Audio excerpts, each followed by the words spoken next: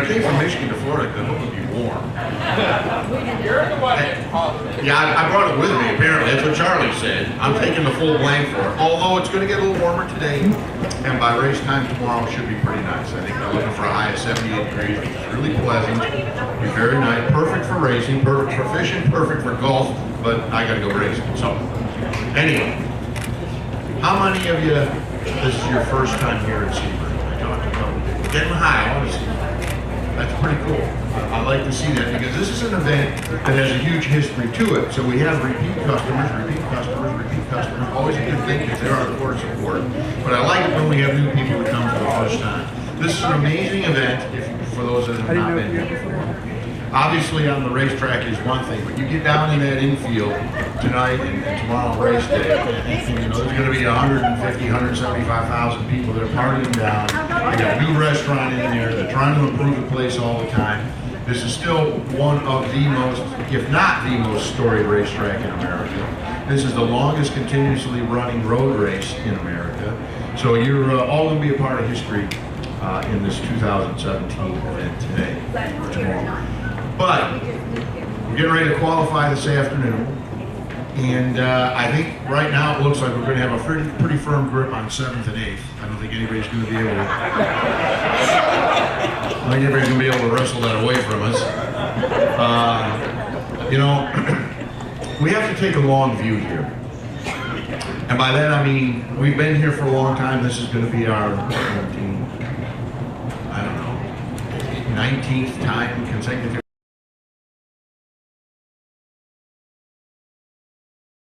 You know, I think we're at what, 102 victories for this team, which is an absolute global world record for same team, same car, same brand, same market, same everything. No one's ever done that before. The thing that's really astounding is the 60 1-2 finishes. That to me, I mean, being an insider, that is more remarkable than 102 wins. 61 2 finishes tells you just how efficient these guys are on our team, not only our drivers, our engineers, but our crew guys as well. That's an astounding number. So I'm just giving you a little preempt. I want to manage your expectation here.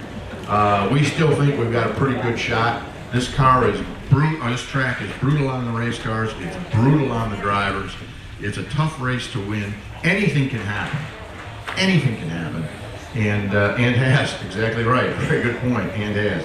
So we're going to go give him hell, and we're going to see what he has, and that's not going to take one bit away from the fun that we're going to have doing it. So I want you guys to all enjoy yourselves while you're here. You know, we're going to have drivers up here in a little bit. We're going to open this up to question and answers. We'll talk about anything that's going on now. We'll talk about anything that's happened in the past, and we'll talk about anything that's going on in the future. And like I've told you many times before, if I don't have a real good answer for you, I'll make one up that you won't know the difference. Okay, I'm really good at that, and I based a pretty mediocre career on that very thing. But we've got some housekeeping now I want to do here before we go forward and before I forget. We've got at Corvette Museum this year for the 24 Hours of Le Mans. Anybody been to the 24-hour Le Mans thing at the museum? Okay. What we do there is I've arranged with Le Mans, the sanctioning body there, to bring a live feed of the entire race. There's only 3 places in the world this happens. It happens in Japan, it happens in Germany, okay, and it happens at the Corvette Museum. And they do this just because they want to advance the story of Le Mans to the American people. And there's no better place to do that than Corvette Museum. So I want you to go online, get signed up for that, because we're going to have full broadcast. There's food, you can sleep, you can bring your sleeping bag, you sleep in the parking lot, you know, bring your friends, get drunk, whatever the stuff is that we do, you know. But look at that online. We want everybody, we want to fill that theater watching that live 24 Hours of Le Mans. I know, Charlie, you've been a big leader. You guys have fun when you're there. I mean, short of, you know, I mean, you're in control conditions and you got nice bathrooms. It's way better than a racetrack. Yeah, exactly. So think about that. We want to fill that up. That'll be fun. The other thing is Wes Wong on the Wes. Raise your hand so you can see it. That's right. He's a Chinese guy. Who guessed that? Wes Wong, Chinese. At any rate, Wes is on the board of directors at the Corvette Museum, and he's working real hard to put together a great event in the fall, October 20 to 21st. 20th and 21st. We're going down to a museum in Hershey, Pennsylvania, which I've seen pictures of. I've not been there. The American Automobile. Yeah, it's a beautiful place. Historic Hershey, Pennsylvania. A lot of stuff to do. We've got deals cut at the Hershey Hotel, which is a gorgeous hotel. I mean, it's remarkable. Go online, check it out. Think about putting together, if you're in that region, think about putting together your club, a car caravan, driving up to do this thing. I'm going to be there. Tommy Milner's going to be there. We're going to bring in Andy Pilgrim to talk about the race we did here at Daytona in 2001 with Dale Earnhardt. The car that Earnhardt drove in that race is going to be there. There's going to be other Corvettes on display as well as all the cars in the museum. It's going to be a great weekend. I look forward to it. We have fun. We have round tables. We got dinners. I mean, you get to, up close and personal with all the stuff going on in racing. It's fall of the year. It's going to be a beautiful drive. Colors will be changing on the trees. So think about that. I think you're going to have a good time if you choose to attend, and it's not a lot of money either.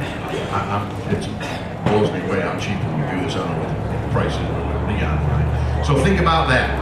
And number 3, yes, we got brochures. Registration will open in the bash. The registration will open at the bash. So there you go. Is there anything online about it now, Wes? There was something in the e-news. Okay, e-news. All right. So stay tuned on that. We'll be talking about that before we get to October, I'm sure. And the other thing, how many people have pets here? Yeah? I'm surprised. Yeah? Okay. How many people know a vet? I don't mean a veterinarian, I mean a vet from military service. All right, thank you. All right, you're going to get something, because I'm working with Charlie here. You're going to get something in the mail, a group that I've associated myself with, lend my name to. It's a disabled American veteran who is starting a company, all right, that builds a very unique product. And I'm not going to give it away. I'll let you see it. Those of you who have pets will appreciate it. And this company hires veterans to build the product and then donates proceeds from the company back to pet rescues and to American veterans. So,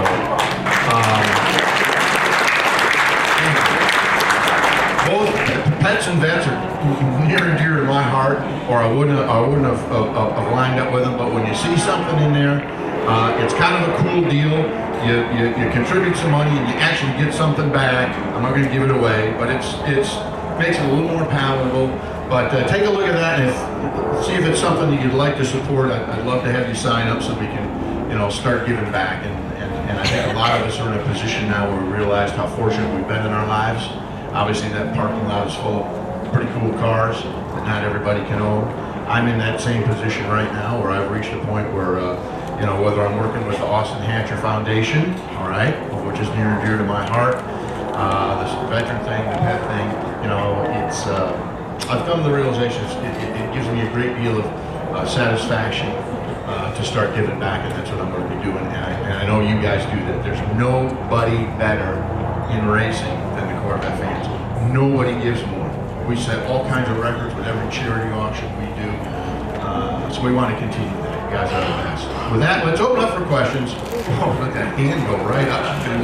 Doug, I've been waiting since Christmas to ask you this question.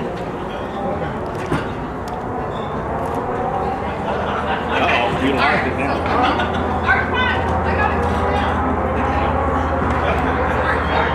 What have I done? All right, so good morning, Dr. Moore. It's great to be here. It's 20 degrees in New Hampshire.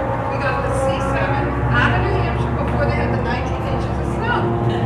So I'm here with my favorite racing manager in the world. Okay? So my question is,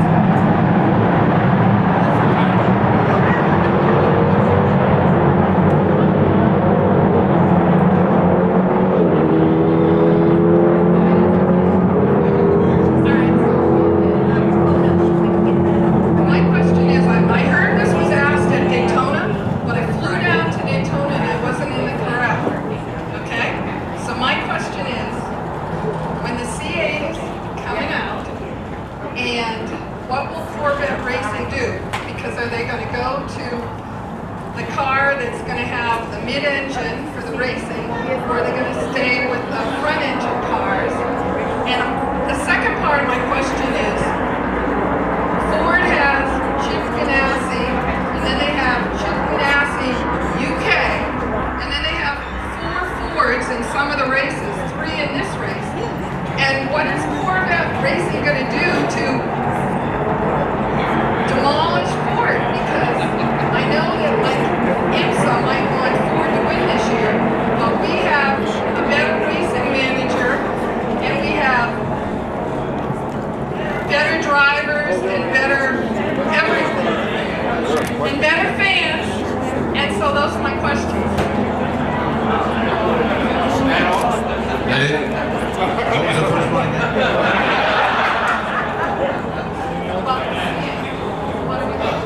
I don't know anything about a CA. I do know, and this will answer your question, we are going to race whatever we're building and selling. Okay? So eventually, just as C5 followed C4 and C6 followed C5, C8 will follow C7. And when C8 gets here, we will be racing C8. And you will be buying C8. And you will be loving C8.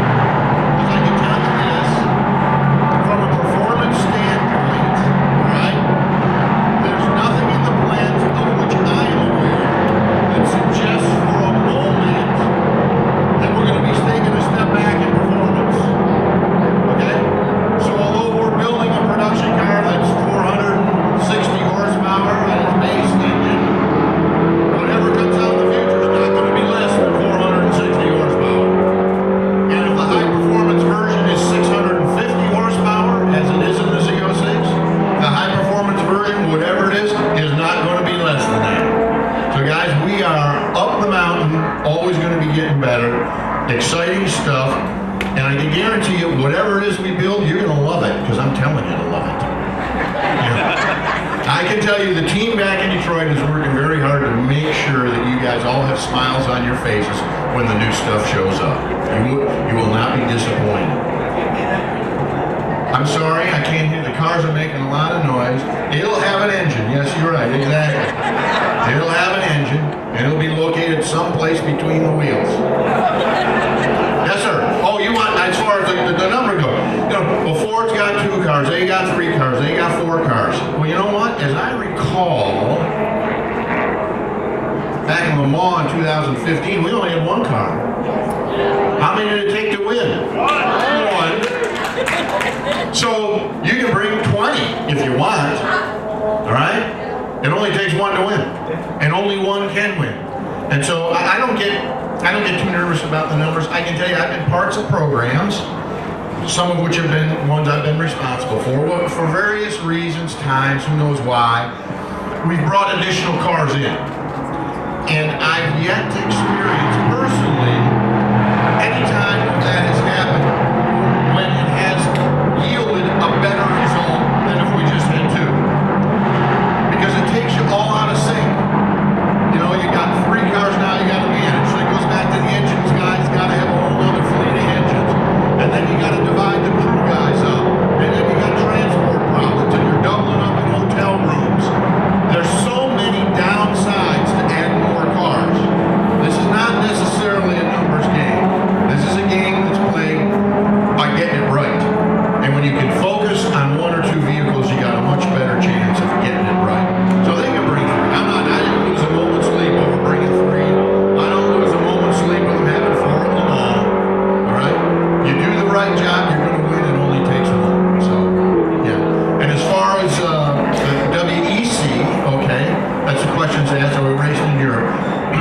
On background, Chevrolet and GM is structured in silos. There's GM North America, GM Canada, GM South America, GM Asia, GM China. They are set up and run as separate entities, all owned by the same company, all under that huge umbrella.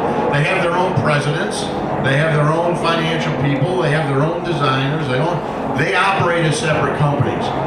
So our program is run by Chevrolet and GM of America, U.S. We have our own president. We have our own directives. We have our own, most importantly, budgets. There's no sense in the American guy who's in charge of the budget saying, yeah, I'm gonna, okay, so let's go race in China and let's go race, now in South America and we'll head over to Mideast. He's not gonna pay for that. He's selling cars to you guys here in America. If the Chinese guy wants to run in China, Wes, you can go talk to him, see what we can do. They'll do that. But that's why we don't compete in WEC. Our budget is focused on racing for you guys here in America, where most of our cars are sold. So that's why we don't do that. Yes, sir. I'm never going to hit this on you. I got a quick when you talk about the large fan racing concern, I realize Are these cars that make this kind of noise? That is some kind of racetrack. Okay. talk about the fan racing, all the fans here, coming to board. The grandstand used to be down to the left. I know they moved it because they had to put up the stuff and sponsor, put it up on the camera, coming down straight away. And then the grandstand, the large fan base. Can we get more grandstands? There's not enough room there. Is this, I heard part of it. Is this some kind of complaint? You want more grandstands? You want more seating? Okay. All right. So it is kind of a complaint. All right. I want more grandstands. I need more grandstands. What does it say? Corvette grandstand. We got so many people, we don't have room in the grandstand. All right.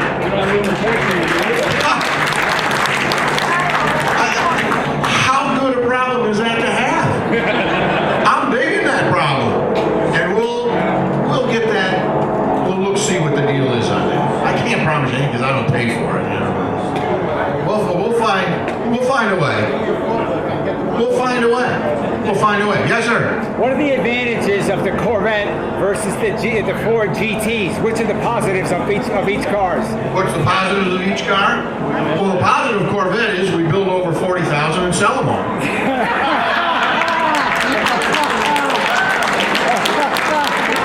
As far as I know, Ford's built and sold zero. So that's one. I think, when you look, one is truly a production car, one is a race car that they're building and supposedly at some point in time will sell to the American public. Maybe. The Ford is very exotic. It's got a one-piece carbon tub. I mean, it's built as a race car, as a prototype race car. And it's a pretty cool car. It's undeniable. But it's not available to this many people. It's not available because A, they can't build that many, and two, because they've got a price that who the hell can afford it. Alright? I mean, there's a couple guys in here who can probably afford that thing. But when you look at price, performance, and utility, there's not another car on the planet that delivers what Corvette delivers. Not one. Nothing. You can pick two, but you're not going to get all three. Those are the fundamental differences. And when you look at the performance level, when they get this GT finally sold or do a road test on it, I can guarantee you, it's not going to corner better, it's not going to brake better, and it's not going to out-accelerate a Z06. Not going to happen. Front engine Z06 Corvette that you got out in your park right out here today and drove to the racetrack is the #1 performance, mass-produced performance car in the world. Doesn't get a whole lot better than that. Yes, sir.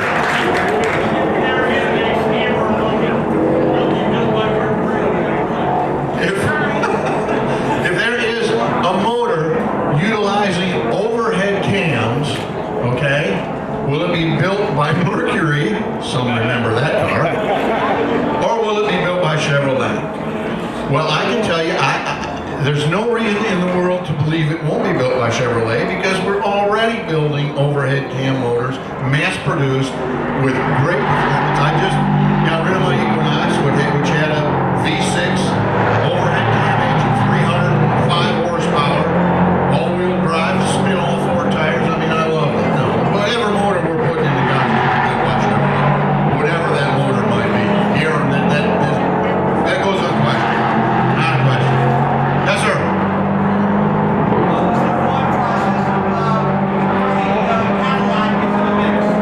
What was the thought process of bringing Cadillac into the mix?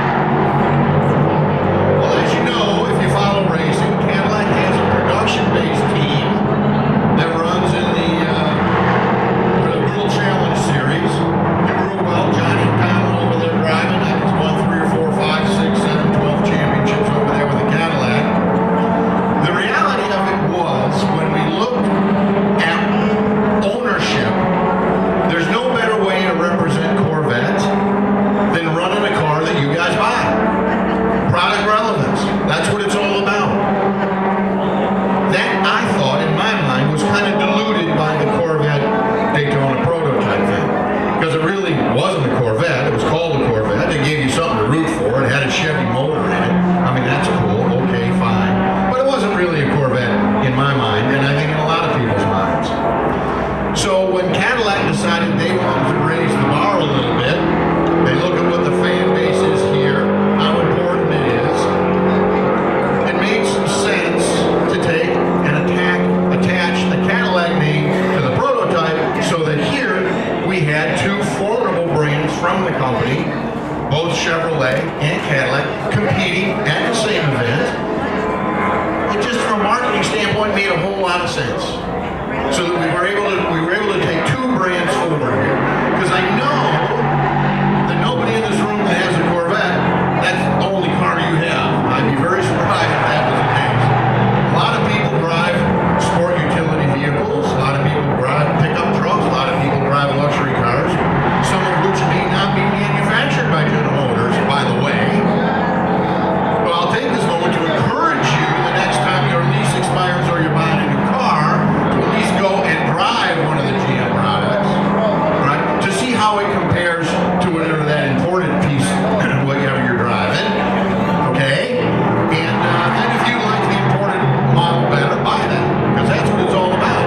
But I think you'll be astonished, and I know we've sold some cars by people following that very bit of advice, and they've been very pleased with what they've seen and driven. But we've got some great product out there, but that was the reason, so that we can utilize the series across two brands, not having them compete against each other, representing two distinct markets. Well, that was and we weren't getting anything, quite frankly, out of the Chevrolet or Corvette Daytona prototype. You guys were here to see the real car. Next question. Over here.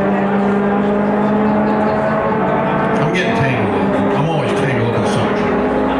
Something about the LT5 badge coming back out. It makes that solely on the Y platform. Obviously, the Corvette is there. That could be the next thing for the mid-engine Corvette. This guy is got LT5Y platform. Speak in English. What are you talking about? I heard there's a new Corvette getting those for the mid-engine Corvette. That's the LT5. They just retraced Well, he's thinking there's some new dual overhead cam motors that are going to be put in the Corvette. Is that your question? There was a leaked document from GM with those things showing that LT5 was put out for Y. No. There's your answer. No.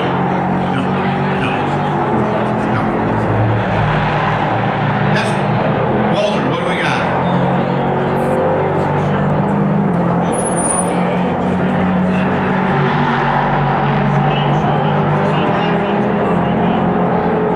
Yeah.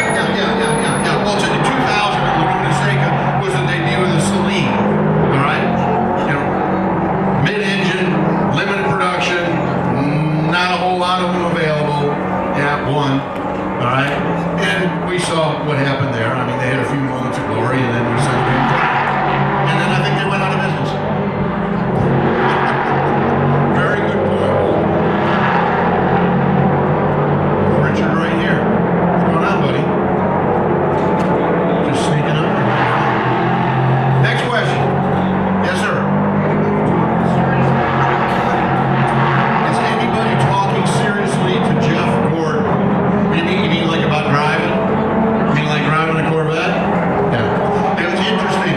He was at Daytona driving one of the Cadillacs and did a couple stints and got a watch. That's pretty good.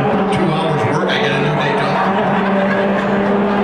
Anyway, Jeff came up to me during the practice days there and indicated that he would have a great interest in participating with a Corvette at the 24 Hours of Le Mans. But to answer your question, have there been any serious talks? No, there have not. That's not to say that we wouldn't be open to the idea. There's a lot of stars that have to align to make that happen.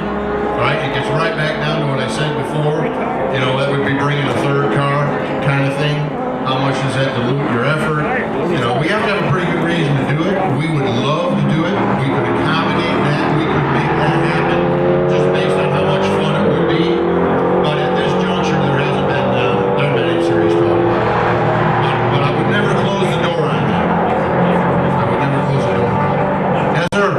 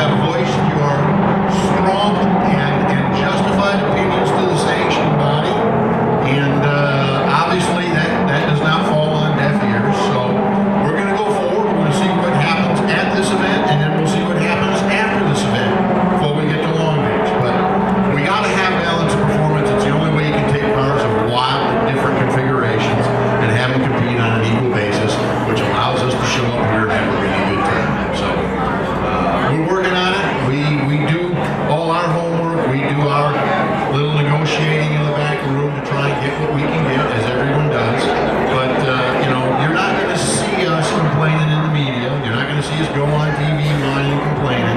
We're going to have our own kind of conversations under this tent, which is the whole purpose of this, so that you get the inside real scoop. But you're not going to see us be a bunch of little babies out there, wah, because we don't have balance and performance, and that's why we're losing. Yes, sir.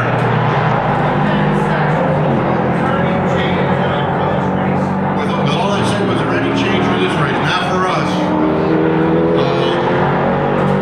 BMW got a little power, which after Daytona it was quite clear they needed, and we supported that. And a couple of little differences in the refueling, restrictor size to balance out the speed at which you're able to fill your car, but nothing from a performance standpoint. Except for the BMW, the cars are standing pat. So we should see some enhanced performance here. BMW is pretty good here anyway. So with what they got, I'm looking at them. They've been hanging out at the bottom of the pile here for all week. But I think today you're going to see some true performance shown. They should be up in the front. They should be good. They'll all be good. Porsche will be good. Porsche will be up there. Ford will be up there. Ferrari will be up there. BMW will be up there. And then there'll be us. So we just got to play it smarter. That's how it's going to work. But we love them no matter what. Exactly right. We've had our glory days, and we're going to have plenty more of them. Just may not be tomorrow. But we'll see. We'll see. Next question. We got over here. Okay. Yes. Are we going to see more TV coverage for IMSA? Those of you that follow that TV coverage thing probably noticed that although they announced a TV schedule at the end of last year, there have been 3 or 4 different revisions, which has been improved schedule. So TV is a very, very, very difficult thing. And I'll just give you some background. It's just not as easy as, well, why don't we just have everything on Fox Sports 1? Here's how that works. Here's how TV works. And this is for almost all major sports. We can go be on network TV. We can be on ABC, NBC, CBS. We can do that. What that requires is the sanctioning body has to buy that TV time. So you can imagine we're in Final Four frenzy right now. We're racing on Saturday, all 12 hours. What do you think 12 hours costs on a network TV during Final Four? I mean, billions of dollars. Then we own that. We own that time. That's ours. We then have to go out and sell it to recoup that money and or even make money in some cases. So I'm going to the sponsor, pick one, any product you might know, and say, hey, I got a race going on for 12 hours. You want to part up? Well, when is it? Well, it's Saturday with the Final Four starting. Yeah, wait a minute. Final Four is on, and you want to sell me time to do a what? A 12-hour race? What do you think the chance of selling that are? I can tell you, net zero. All right? Now that's a very good example of how the business works. It's not always like that, but when you think about what we race all summer long, is it baseball? Is it World Series? Is it NFL preseason? I mean, those are the things that we're going up against, which makes it really hard. Makes it really hard. That's why you see the dividing up. We'll either, sometimes we'll take delay a race, so it's not going head-to-head against major sports, all right? Or we'll take and then have initial broadcast for an hour on network, which we'll pay for and sell, and then it'll move to Fox Sports 1 or Fox Sports 2, which nobody gets. But all the time now, and as I look around the room and see people of my own generation here, the ones I love to refer to as last-time buyers, they live stream this thing on your computer, okay, which is all HD, great sound. You need an HDMI cable. You plug into the back of your TV, okay, you get the whole race. The whole race in HD with broadcast announcers telling you what's going on. You need to look into some of that too, because it's not that hard. I mean, if I can do it, I guarantee you anybody can do it, because I can barely make a phone call. Yeah, and there's no ads. Thank you very much. So there's ways to get this done, and that's some of the challenges that we're up against. We're always trying to improve it. And right now I think this year, looking at TV, Charlie, you agree this is the best year we've had in a long time for how they're doing broadcasts. And we're always looking to try and improve that, but it is a huge challenge to get that done. Yes, sir. I don't have to change. The difference is set up for a 12-hour race versus 24 hours. How different is the setup for 12 hour and the 24? From the standpoint of the way we're set up in the pit lane, not a bit of difference. Everything's the same. The difference between the two races, all right, is, I think, and these guys could elaborate on that if you ever get to talk to them, is the physicality of the event. This is physically is a much more difficult race to run than Daytona. Daytona, you got a lot of time to rest. You know, you come out of the infield, you're up on the high bank, you're just taking a breath around, car's driving itself around till you get all the way back around to turn one. Here, you are busy from the moment you get in the car until the moment you get out. You are working it, you are mashing on the brakes, you're cranking on the wheel, you're slamming the shift, slamming the shift. Whatever happened to drivers, honestly. Anyway, it's much harder. It's much harder from a physical perspective on the drivers, and it's way harder and physical on the cars. This pavement here brutalizes suspension components, and all that gets related into driveline. I mean, you can wreck a transmission simply by sending a harmonic through it, hitting a curb, and you're bumping through all kinds of stuff on this racetrack. So this is a much more difficult race from the physical requirements of the driver, the mental acuity that's required full time, no resting, and then three, the ability of the car to endure what this track surface provides.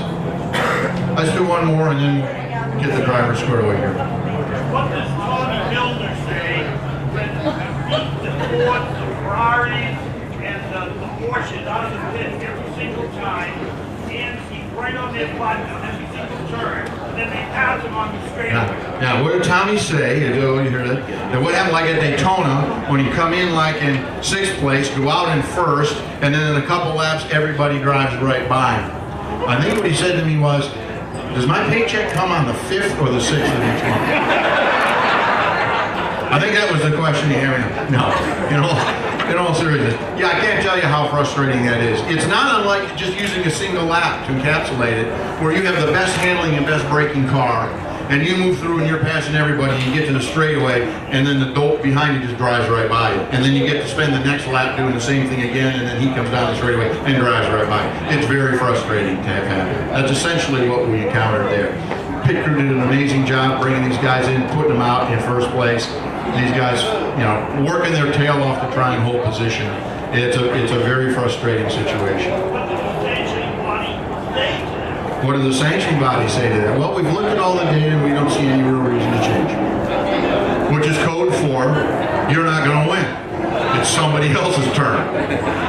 But we're going to deal with that because I'll tell you what they can't control, and that's what takes place through the natural course of an event. All right? When somebody plows into somebody, when the wheel falls off because the guys in the pit crew screwed up, or they ran out of gas, or they got to conserve fuel, or the engine quits running because the engine builder screwed up. Those are the things they can't control.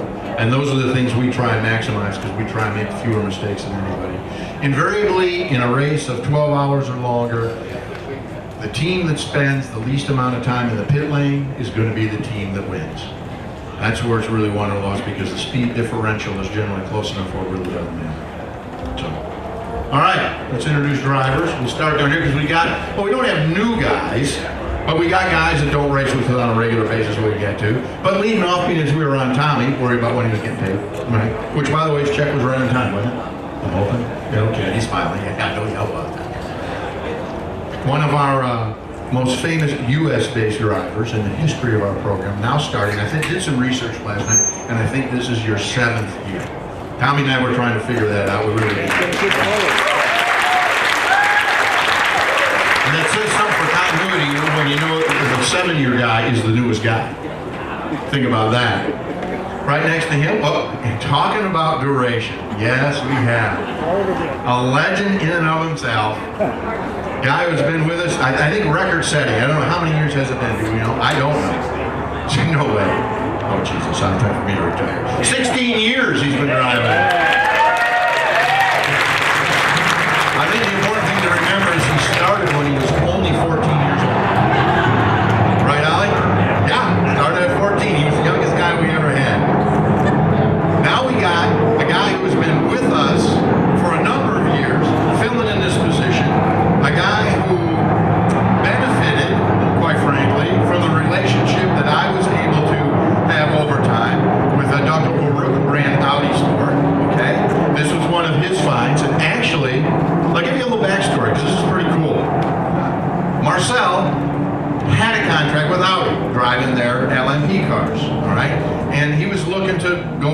around, do some stuff. And a new year was coming along, and the Audi contract didn't come with it. He was kind of a little bit disappointed. So I said, you know, hey, you want to run with us? He said, yeah. So he came along. We had a really good race, okay? I think we ended up winning somehow, some way, or a very good finish. Well, my buddy and his ex-boss, Ulrich, saw what we had accomplished with him. The next year, guess what? He's driving the Audi at Le Mans. Ulrich says, I want my boy back. So that was pretty cool. Marcel Fossler.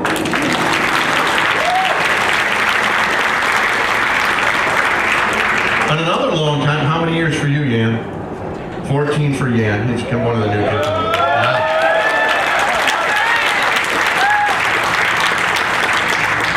However, we used to be quite proud as to having the fastest Magnuson in the world racing for us. We now have the second fastest Magnuson in the world racing for us. Because his son is running in Formula One, and with the American-based Carl Haas team, by the way.